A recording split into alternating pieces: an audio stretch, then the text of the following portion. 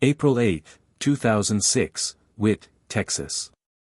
Just before midnight, a call comes into emergency services from Baptist pastor Matt Baker. His voice sounds strained, but steady. He tells the dispatcher that his wife Carrie has locked herself inside their bedroom and is showing no signs of life. According to Matt, he had been gone for about 40 minutes driving out to get gas and pick up a movie. When he returned home, he found the bedroom door locked. The pastor says he grabbed a screwdriver from the garage and forced the lock open. The dispatcher hears him describing his wife as unclothed, her skin turning blue. While help is on the way, Matt says he will begin chest compressions, but the operator notices something unsettling. The caller seems more focused on making sure the front door remains unlocked for paramedics than on urgently trying to revive Carrie. 4 minutes later, paramedics enter the room. Carrie Baker is lying on the bed. She isn't breathing. Almost immediately, the first contradiction appears. Carrie is wearing a t-shirt and underwear. Despite Matt's earlier statement, he explains that he dressed her for dignity just before medical personnel arrived. On the nightstand, officers see an empty prescription bottle, a container of alcohol, and a printed sheet of paper. The scene appears to point to self-harm. As medical staff pronounce Carrie Baker deceased, Hewitt detectives begin reviewing the letter printed from the home computer. In the text, Carrie allegedly admits to struggling with depression, worsened by the anniversary of her daughter's passing. Linda Dolan, Carr's mother, immediately tells officers something important. Her daughter never used a computer for personal notes. She always wrote letters by hand. That statement is disregarded. Police document no visible signs of a struggle and accept the printed page as an authentic farewell message indicating that Carrie had taken her own life. Matt's position as a respected pastor creates an atmosphere of trust, one that discourages a thorough search of the home or the seizure of electronic devices. Baker subtly guides investigators toward the narrative that benefits him most, emphasizing his wife's supposed psychological instability. Officers do not review security camera footage or examine bank transactions. Instead, they rely almost entirely on the words of a grieving husband. That early oversight allows the pastor to maintain control of the situation. He personally explains away any unusual behavior from Carrie, attributing it to unresolved grief. The theory of self-harm becomes the foundation of the official report without any forensic review of the digital activity on the home computer. The resolution comes swiftly. The lead officer contacts a justice of the peace by phone. Without visiting the scene or viewing the body, the official authorizes the case to be closed. An autopsy is deemed an unnecessary formality.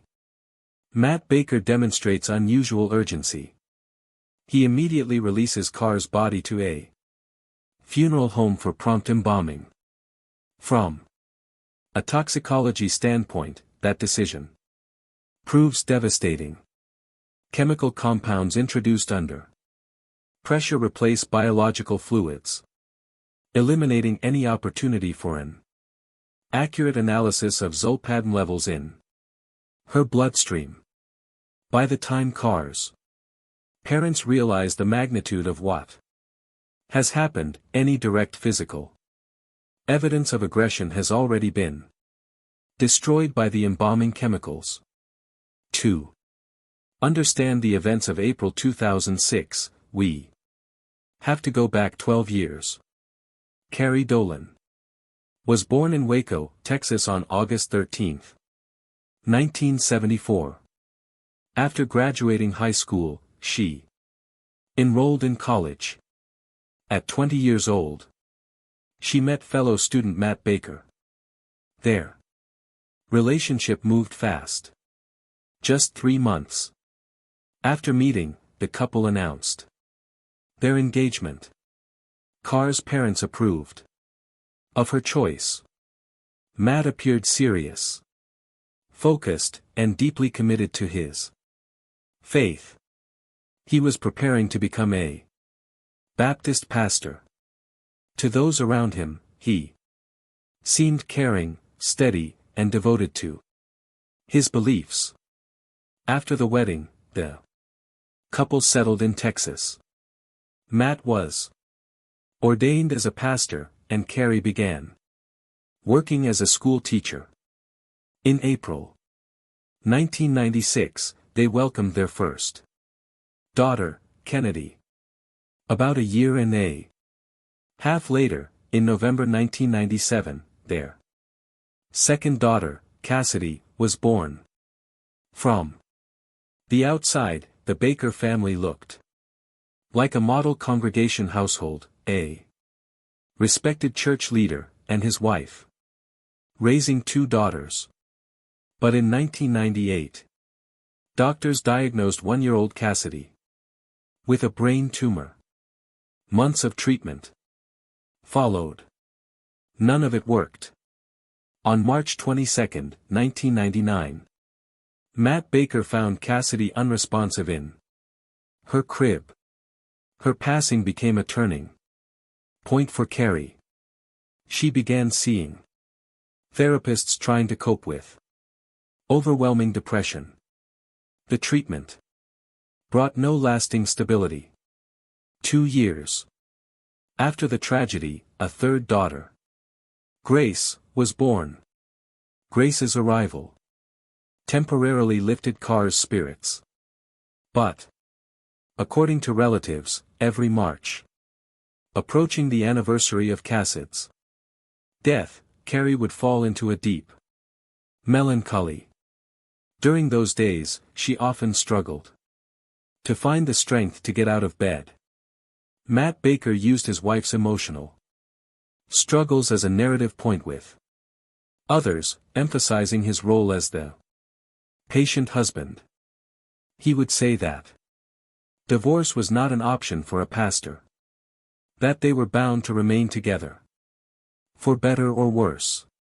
By 2006, within the church community, a quiet consensus had formed. Carrie was seen as emotionally unstable, entirely dependent on the guidance and support of her pastor husband.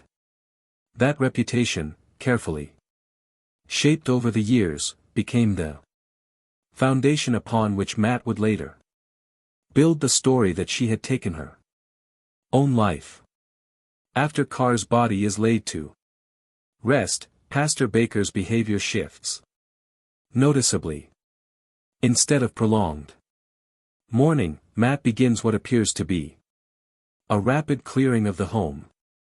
Linda Dolan observes that within just 1 month, not a single photograph of Key remains in the living room.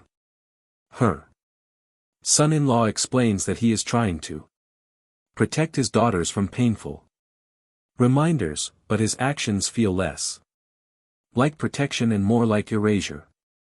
An attempt to remove even the memory of his wife from the space.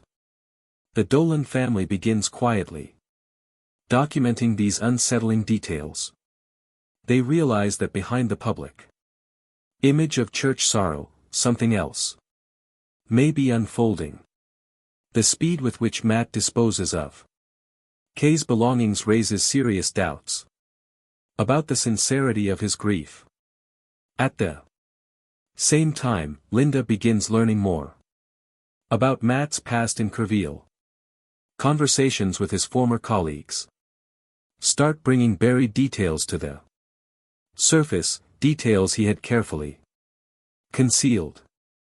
It turns out his pastoral career had been marked by complaints from female parishioners describing aggressive behavior and inappropriate personal demands.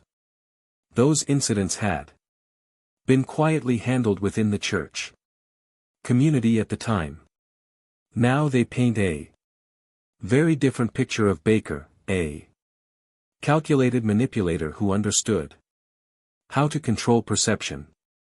The Dolan begin to realize that the image of a holy man may have served as little more than a shield from accountability. Information about his pattern of pressuring women becomes the starting point for Carr's parents in launching their own search for answers. The situation escalates during the celebration of Kennedy's 10th birthday, Matt's oldest daughter. At the gathering, the pastor invites Vanessa Bowles, a school teacher from his congregation. Vanessa behaves less like a guest and more like the lady of the house, moving confidently through the kitchen, greeting visitors, managing the event. Carrie's relatives are stunned by the familiarity, especially so soon after her passing. Members of the church quietly begin telling Linda that they had seen the pastor and the teacher together weeks before the tragedy. A troubling pattern begins to emerge. Matt Baker appears to have been living a double life, and Carr's death coincides disturbingly with his opportunity to begin a new relationship without damaging his reputation inside the church. Hoping to uncover proof of a connection between Matt and another woman, the Dolan requests detailed phone records for Carrie's cell number. What they discover raises serious questions. After Carrie was laid to rest, her phone remained active. Over just a few weeks, more than 180 calls were logged. Particular attention falls on the day of the funeral and the days immediately following it. On one of those days alone, 17 calls were placed from Carrie's phone to a single number. That number belonged to Vanessa Bowles. Linda and her husband Jim take the records to the district attorney's office. Authorities summon Matt Baker for questioning. The pastor remains calm. He admits that he gave his late wife's cell phone and SIM card to Vanessa Bowles. He frames the decision as an act of Christian compassion. Vanessa, he explains, was a single mother going through a difficult divorce, and she supposedly needed reliable communication to stay in touch with her attorneys. Matt firmly denies any romantic involvement. 17 calls in one day, he insists, were nothing more than pastoral guidance and legal advice. Vanessa Bowles is also interviewed. She supports Matt's version of events, stating that their connection is rooted solely in faith and shared struggles in raising their sons and daughters. At this stage, prosecutors do not find direct evidence linking the phone activity to a crime. Matt Baker then shifts into a public counteroffensive. He accuses Carr's parents of orchestrating a witch hunt in front of members of the congregation. The pastor claims the Dolan cannot accept that their daughter had taken her own life. and are now trying to destroy his reputation in an effort to take his daughters away from him. Despite the troubling nature of the phone transfer to his romantic partner, the prosecutor decides to close the case for a second time. The official position from authorities: no elements of a crime, and no direct evidence of a violent death. Linda and Jim are left alone with their conviction that their son-in-law is responsible, and with every legal avenue seemingly blocked.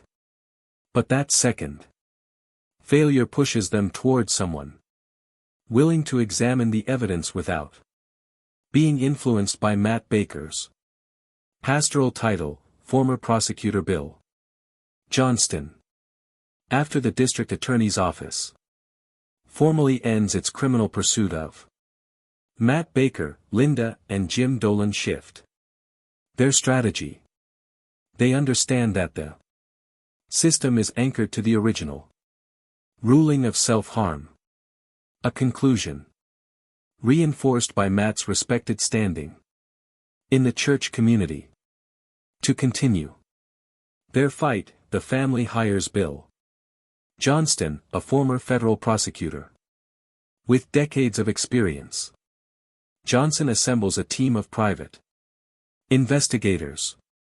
Their mission is clear: uncover direct evidence of foreign substances in cars, system or proof of deliberate preparation leading up to a crime.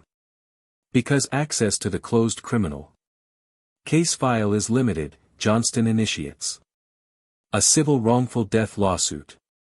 Under this legal process, attorneys gain the authority to conduct independent forensic testing and seize personal property belonging to the defendant.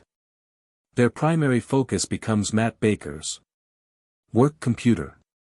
Technical specialists recover deleted browser history from the months leading up to April 2006. What they find shifts the entire narrative. The pastor had regularly visited websites featuring explicit material, but the most critical discovery lies in his search queries. Recorded phrases include lethal dose of sleeping pills, ambient overdose, and how to purchase medication without a prescription. Investigators also uncover evidence that he accessed online's based in Mexico, sites known for selling powerful medications without requiring documentation. These findings indicate that just weeks before Carrie was found unresponsive, Matt Baker had been researching in detail methods involving pharmaceutical sedation. Linda Dolan confirms to investigators that Carrie had never shown interest in such topics and did not use her husband's work computer.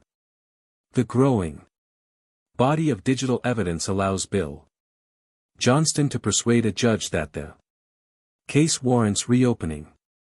At the same time, investigators determine that Matt Baker maintained multiple inappropriate relationships with female parishioners, allegedly using his position of authority to pressure them. The emerging portrait, digital footprints combined with his private conduct, becomes the foundation for the next and most difficult step, securing court approval to exhume Carr's grave. In July 2006, 3 months after Carrie Baker was laid to rest, a court authorizes her exhumation.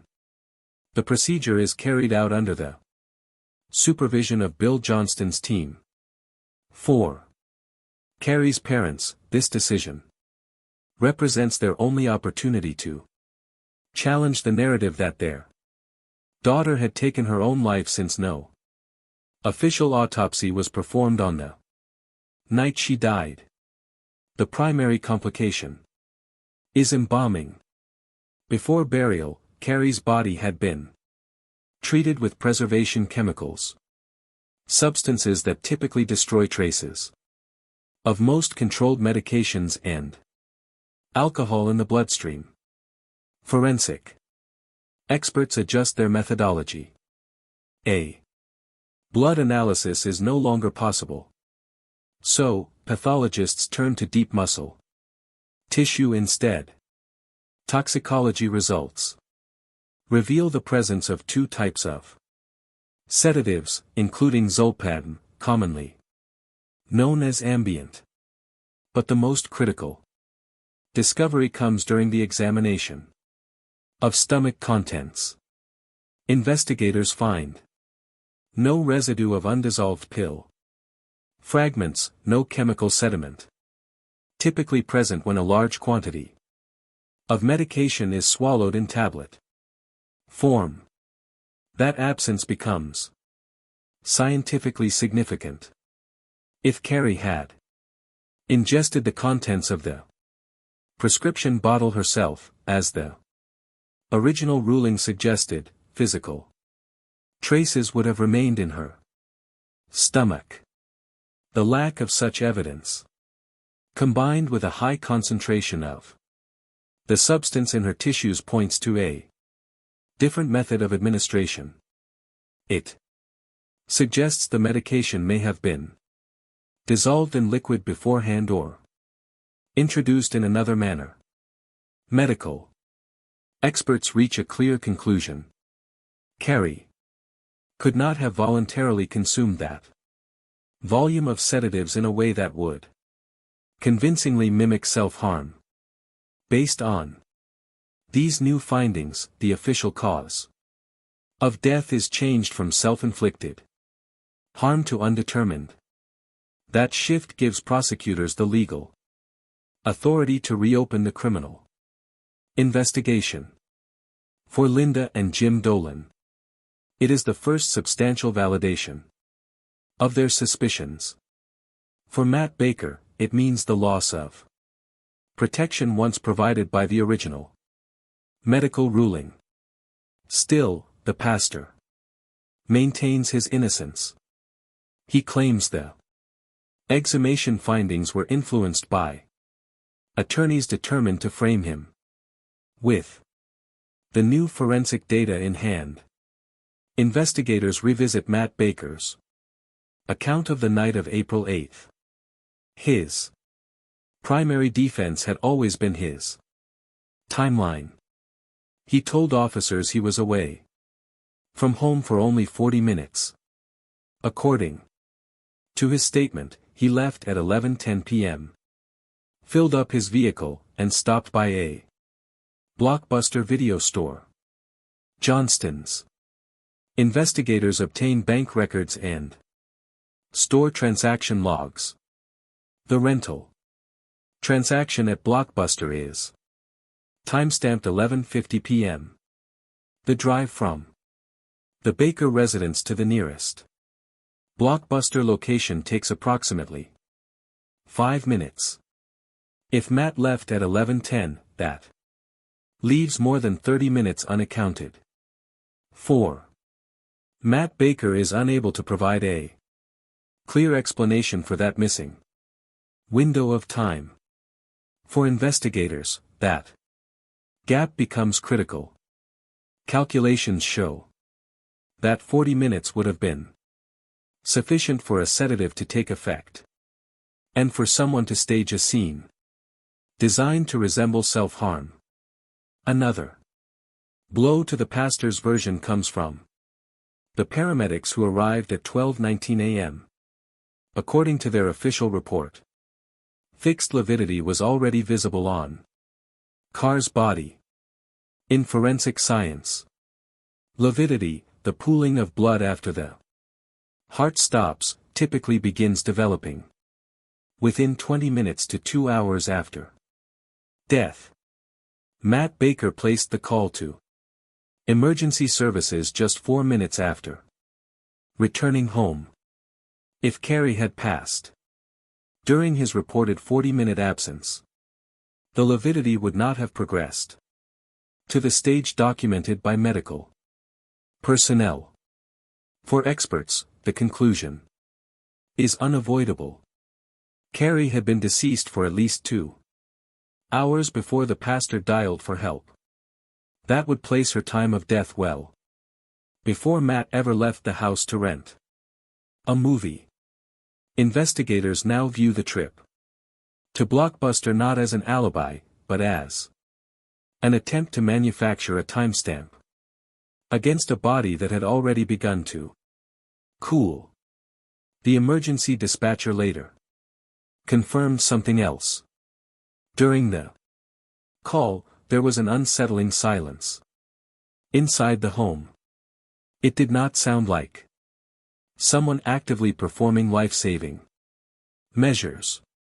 By September 2007, the investigation shifts toward applying pressure on Vanessa Bowles. Detective Abden Rodriguez confronts her with testimony from an employee at a jewelry store. The witness confirms that just 3 weeks after Carrie Baker's funeral, the pastor and Vanessa were selecting wedding rings.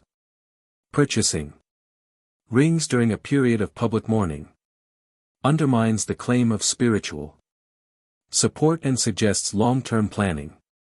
Rodriguez informs Vanessa that she could face charges as an accomplice to a first-degree crime. Realizing that Matt Baker cannot shield her, she agrees to cooperate in exchange for full immunity. Vanessa admits their relationship began in the fall of 2005. Matt repeatedly described his wife to her as an obstacle, one that would soon be removed. She was aware of the medications obtained from Mexico and understood that the anniversary of Cassid's passing had been chosen as the ideal cover to stage what would appear to be self-harm. Vanessa confirms that the pastor intended to use her as part of a constructed alibi. She provides detailed accounts of their meetings in hotels and at the Baker home while Carrie was at work. Her testimony forms a foundation that cannot be dismissed as the product of depression. Vanessa becomes the key witness, stating that the pastor had methodically prepared for months to eliminate his wife. During the 2009 trial, Vanessa Bowles takes the stand and reveals the full scope of her relationship with Matt Baker, a relationship that began in the fall of 2005. According to her testimony, the pastor singled her out during a church service at a time when she was going through a divorce. Matt positioned himself as a spiritual mentor, offering guidance with legal concerns and emotional struggles. By March 2006, 1 month before Carr's death, the relationship had turned physical. Their first intimate encounter took place in the Bakers' marital bedroom while Carrie was away from home. Vanessa testifies that Matt routinely described his wife as a burden and an unattractive woman who stood in the way of their future together. Court records show that the pastor openly discussed ways to remove his spouse. Among the scenarios he allegedly considered staging a car accident, pushing Carrie from a cliff, or using prescription medication to bring about a fatal outcome. He planned to use the anniversary of Cassid's passing as emotional cover, believing that a narrative of depression leading to self-harm would not raise suspicion within law enforcement or the church community. Prosecutors also introduced evidence of an earlier failed attempt. 2 weeks before the events of April, Matt prepared a milkshake for Carrie, dissolving sleeping medication into the drink. Carrie did not finish it, complaining about a strange taste. She survived. In recovered email archives, investigators discover a message sent by Matt that same evening. In it, he apologizes for a bad recipe and promises the shake would be better next time. Vanessa confirms. This incident was not accidental. It was part of a calculated plan to eliminate Carrie Baker. The evening of April 7, 2006. Around 9:30 p.m., Matt serves Carrie wine laced with dissolved zolpidem, presenting it as a drink meant to encourage closeness. To prevent resistance, he places handcuffs on her wrists under the guise of intimacy. Once the sedative suppresses her central nervous system, the pastor smothers her with a pillow. He keeps his body weight pressed down for several minutes until her heart stops. By approximately 10:15 p.m., Carrie Baker is deceased. This timeline explains the fixed lividity documented by paramedics after midnight. Matt removes the handcuffs. He understands there may be marks on her wrists, but he is counting on rapid embalming to preserve the tissues and conceal bruising during any preliminary viewing. At 10:30 p.m., he types a farewell note on the computer, attempting to mimic his wife's writing style. He arranges the scene to resemble self-inflicted harm. At 11:40 p.m., he leaves the house to create a digital alibi. The Blockbuster rental transaction at 11:50 p.m. establishes the timestamp he needs. After midnight, he returns home, stages a forced bedroom entry, and at 12:15 a.m. calls emergency services. While waiting for paramedics, he pulls a T-shirt onto Carr's body. It is a calculated risk done quickly to conceal subtle skin discoloration and any marks that might draw attention. Baker is confident that his role as a pastor will shield him from scrutiny and that embalming chemicals will erase evidence of poisoning. His overconfidence becomes his greatest mistake. He fails to anticipate that biological science and a simple video rental receipt will ultimately dismantle his story. The trial lasts several weeks and concludes in March 2009. Vanessa Bowles serves as the prosecution's key witness. In exchange for her testimony, she receives immunity from criminal charges. A decision that sparks anger within the Dolan family. Jurors deliberate for 7 hours. The final verdict. Matt Baker is found guilty of the intentional murder of his wife, Carrie Baker. The former pastor is sentenced to 65 years in prison. He will not be eligible for parole for at least 30 years. After the verdict is announced, Matt's defense attorney makes a public statement. The attorney admits that during the course of the trial, he came to believe his client was not being truthful. He even attempted to withdraw from the case, but was legally obligated to continue representing him. In the courtroom, Linda Dolan addresses her former son-in-law directly. She tells him that his actions robbed Kennedy and Grace of their mother and stripped their entire family of peace. Matt Baker listens to the sentence without visible emotion. He maintains that Vanessa Bowles falsely accused him out of resentment after their relationship ended. As of today, Matt Baker remains incarcerated in a Texas state prison. By court order, his daughters, Key and Grace, were placed in the custody of their grandparents, Linda and Jim Dolan. The family left Hewitt, determined to give Key and Grace a life removed from the shadow of their father's crime. According to investigators, the pastor's greatest mistake was his own overconfidence, handing Carr's phone to his romantic partner and overlooking the digital trail preserved in his browser history.